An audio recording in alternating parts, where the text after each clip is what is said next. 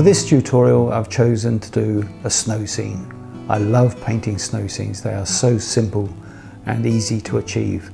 All you've got to do is follow my clear instructions and you will produce a painting just like this. So let me show you how we can change a dull photograph into a crisp white snow scene. Lots of masking fluid, different techniques.